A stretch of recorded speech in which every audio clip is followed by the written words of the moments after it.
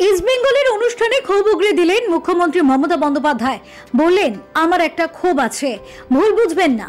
Player selection ভালো করতে হবে। প্লেয়ার ভালো না হলে ক্লাব পারফর্ম করতে পারে না। এতে সবথেকে বেশি কষ্ট হয় সমর্থকদের, ওদের খারাপ লাগে। আইএসএল এর সাফল্যের মুখ দেখেনি ইস্টবেঙ্গল, প্রতিবারই তলানিতে ক্লাব। বৃহস্পতিবার রবীন্দ্র সদনের শতবর্ষে ইস্টবেঙ্গলের বিশেষ তথ্যচিত্র উদ্বোধনে এসে ক্লাবের সভাপতি মুরারি লাল লোহিয়া, ইমামি কর্তা আদিত্য আগরওয়াল এবং শীর্ষ কর্তা দেবব্রত সরকারের সামনে ক্ষোভ উগরেই দিলেন রাজ্যের মুখ্যমন্ত্রী মমতা বন্দ্যোপাধ্যায়। মুখ্যমন্ত্রী বলেন, আমি তো ইমামিকে দোষ দেব না। ইস্টবেঙ্গলে যারা শীর্ষকর্তা রয়েছেন তাদেরও দায়িত্ব নিতে হবে। ইমামি গ্রুপ তো তাদের সাহায্য করতে প্রস্তুত, তোমাদের জন্য টাকা খরচ করছে, তাদের তো রেজাল্ট দিতে হবে। তোমরা উপহার হিসেবে জিতে দেখাও। শুধু ভালো টাকা দিয়ে ভালো প্লেয়ার আনাই নয়, বুদ্ধি খরচ করতে হবে। ছেলেদের দল নিয়ে যেমন ভৎসনা করেন, তেমনি মেয়েদের দল নিয়ে সুখ্যাতিও করেন, কারণ মেয়েরা এবার আই লিগ জিতে ভারত সেরা হয়ে ইতিহাস করেছে। মমতা বন্দ্যোপাধ্যায় বলেন, ইস্ট বেঙ্গলের মেয়েদের দলকে বিশেষ অভিনন্দন, তরুণ কোচকেও শুভেচ্ছা। ইস্ট বেঙ্গলের মহিলা ফুটবল দল সেরা।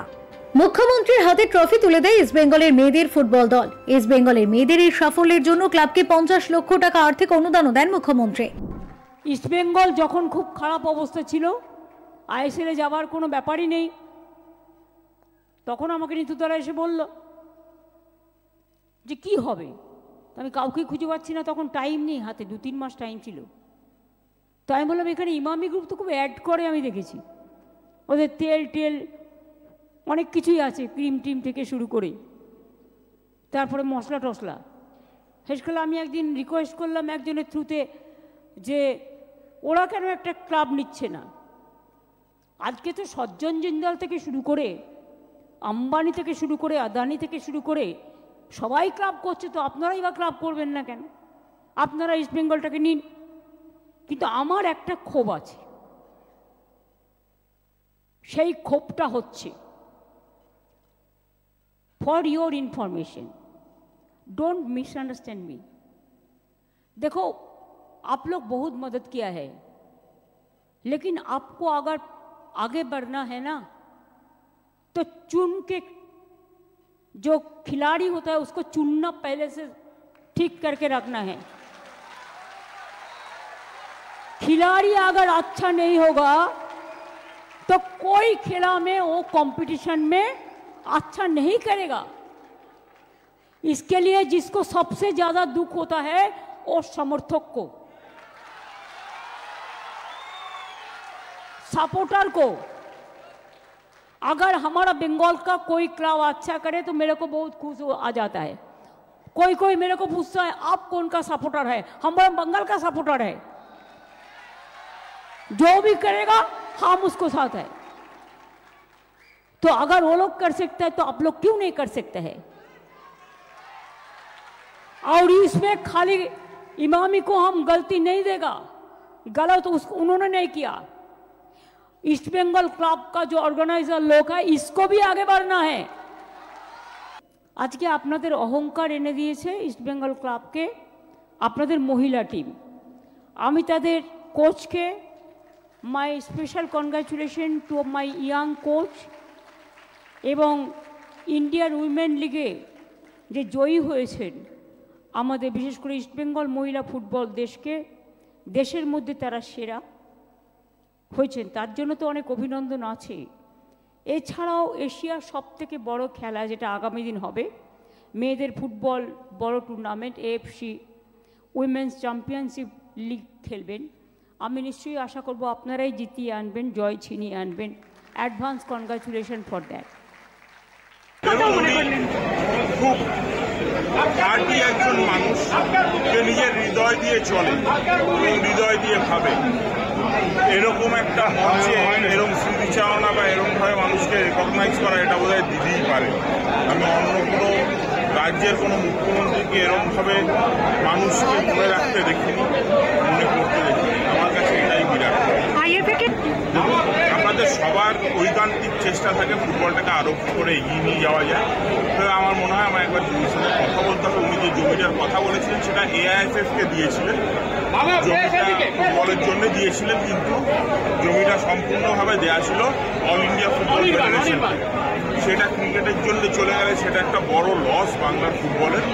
আমি সুযোগ পেলে ওনার সাথে নিশ্চয়ই কথা বলবো যাতে এই জমিটা, এই মাঠটা ফুটবলের জন্য ব্যবহৃত হয়। একটা ডুমুর জ্বালা নিয়ে অলরেডি কাজ চলছে,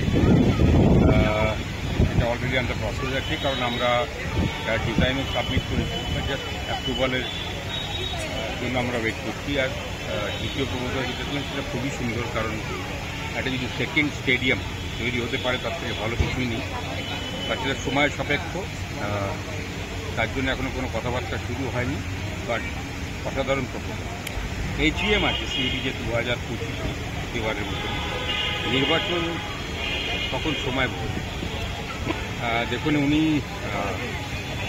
সবসময় প্রশংসা করেন, আমরা ওনাকে দিদি বলে সম্বোধন করি, উনি আমাদের কাছে প্রথম দিদি, মুখ্যমন্ত্রী ডেফিনেটলি সবসময় আমাদের সহযোগিতা করেন, সঙ্গে থাকেন, এটা ওনার বিরাট একটা মনের বড় মন ওনার।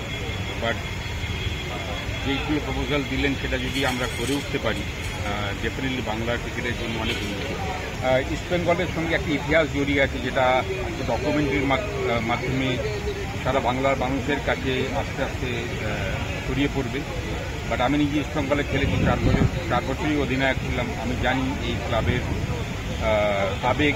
আমি যখন খেলেছি তখন আমি দেখছি এই ক্লাবের আবেগ, এবং ইস্টবেঙ্গল আমাকে সবসময় স্পেশাল। ছবি মানেই টক ঝাল মিষ্টি। একটা ছবির সাকসেস নির্ভর করে তার নানা রকম মশলার উপর, তাতে ঝাল থাকতে হবে, মিষ্টি থাকতে হবে। টক শুধু মিষ্টি হলে ছবিটা মোটেই ভালো হয় না।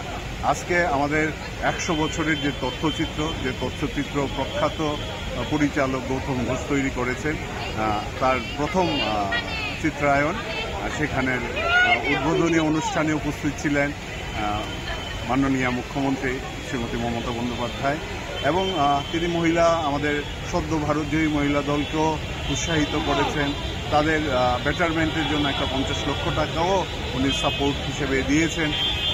সব মিলিয়ে আমরা বলবো, উনি যে কথাগুলো বলেছেন সব কথা আশার কথা, যাতে করে আমরা ভালো কিছু করতে পারি, যাতে করে আমরা সঠিকভাবে পরিকল্পনা করতে পারি, এবং সত্যিকার অর্থে ইস্টবেঙ্গলের মতো একটা দল করে ইস্টবেঙ্গল দলকে ভারত সেরা করতে পারে। সব মিলিয়ে আমরা ভীষণ আশাবাদী। আর একই সঙ্গে আশাবাদী যে তথ্যচিত্রটি শ্রী গৌতম ঘোষ তৈরি করেছেন, সেই তথ্যচিত্রটি সবার পছন্দ হবে।